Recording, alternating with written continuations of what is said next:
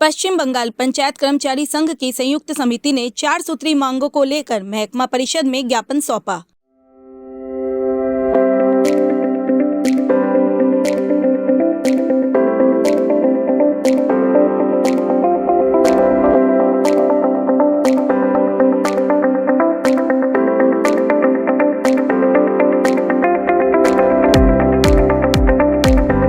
संगठन की संयुक्त समिति के सदस्य गुरुवार दोपहर आरजीकर घटना के खिलाफ सिलीगुड़ी महकमा परिषद के सामने एकत्रित हुए और विरोध प्रदर्शन शुरू कर दिया।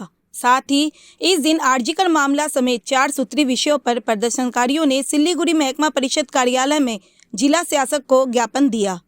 4 सूत्री मांगों में मुख्य रूप से आरजीकर घटना के मुख्य दोषियों को सजा, सरकारी महिला कर्मचारियों की सुरक्षा के साथ अस्थायी कर्मचारियों को नियमित करने और महंगाई भत्ते की बकाया राशि का तत्काल भुगतान करने की मांग शामिल है।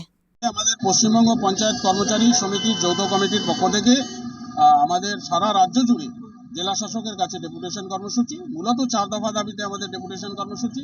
তার মূল দাবি আমাদের আরজিকর যে হত্যাকাণ্ড হয়েছে সেই আরজিকর হত্যাকাণ্ডের যারা মূল দোষী, যারা দোষী মূল দোষী তাদেরকে অবিলম্বে কঠোর থেকে কঠোর শাস্তি প্রদান করতে হবে।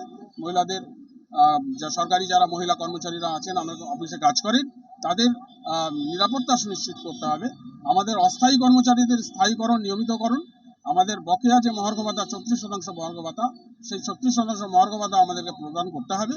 এবং রাজ্য সরকার যে আমাদের হেলথ স্কিম চালু করেছেন সেই হেলথ স্কিমে অনেক ত্রুটিপূর্ণ হেলথ স্কিম, আমরা চাই ক্যাশলেস হেলথ স্কিম আমাদের চালু হোক এবং যে জটিলতা আছে সেই জটিলতাগুলো দ্রুত মীমাংসা করা হয়।